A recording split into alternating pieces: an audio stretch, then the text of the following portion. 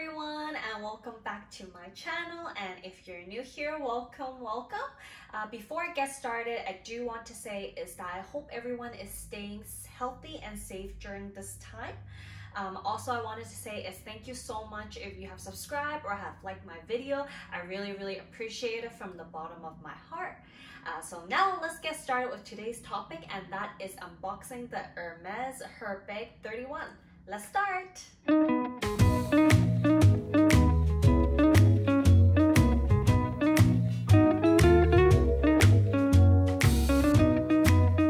So just a quick disclaimer before we get started, I am no way in even close to being an expert in Hermes. This is everything just what I personally feel about the purse itself and just an overview of my own experience. So let's start.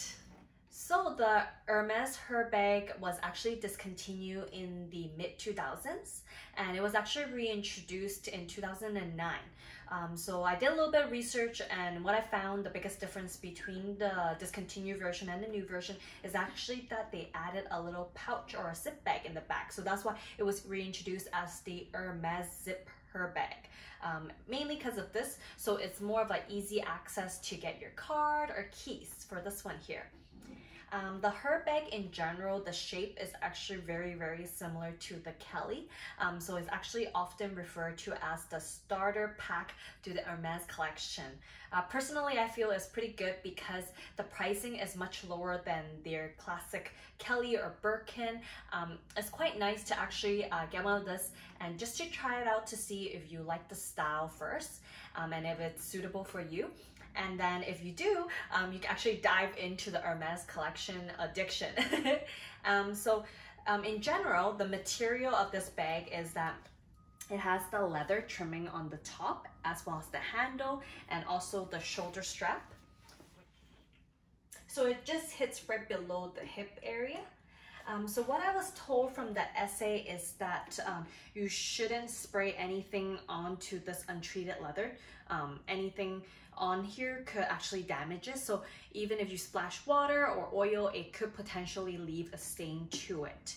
On the bottom is actually made from canvas. This one here actually is more of the inverted stitching. So it's actually more bulky compared to this one here. It has more of a sleek, slimmer figure. I would say that's the biggest differences. And then it's pretty light in general, I would say. Not bad at all compared to some of the leather bags might be a little bit heavier in general. Now for the good and the bad. So let's start off with the good first. The good about this is that it's very lightweight. I think that that's something very important to me. I find that when I use a purse that is quite heavy, I only use it a few times and I probably won't bring it out anymore. So that's very important to me. That's number one. Number two is that I find that this style is very versatile. So you could be casual like me right now and it matches really well, or you could be business casual or even in formal outfit. I think it will look really cute. So I think this bag is very versatile in that way, so you do get your money's worth. Another pro about this one is that it is more than enough space for me. I don't carry too much with me, so this is more than enough inside. And maybe in the next video, I will do a what fits in this bag as my next video as well. And another pro about this one is the price. The price is definitely really well for what it is, and I find that to own a Hermes bag at this price is very worth it. So that is my pro about this particular purse.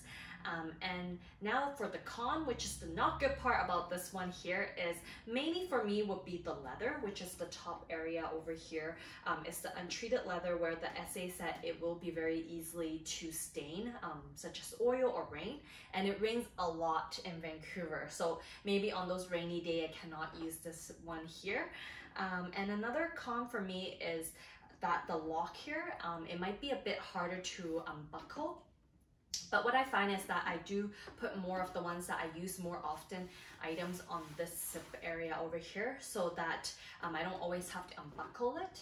Another con actually goes back to this one here. So if you actually open it up and you see how there's actually a little thing on the bottom, it's actually already scratched. And this is pretty new, so it's already scratched. And I find that this leather actually scratches really easily. So if you're someone who is a perfectionist, you cannot have a single scratch on your bag, this might not be something for you. For myself, I find that maybe not the scratches, but if as time goes by, it does wrinkle a little bit, it just gives it a little bit more characteristic. So that's something that could be a pro and a con. So just depending on personal preference as well.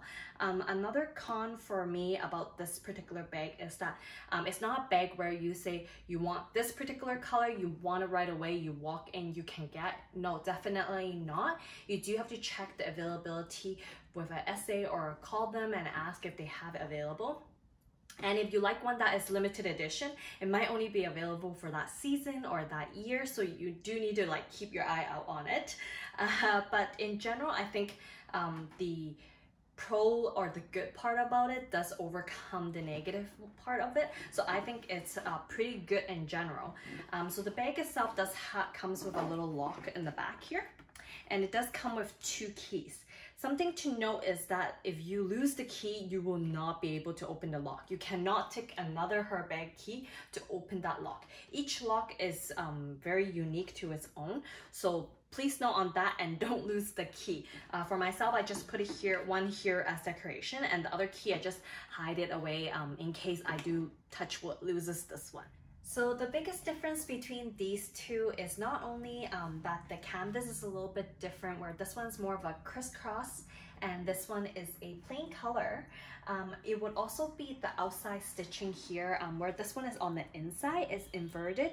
It gives more of a bulky type of figure.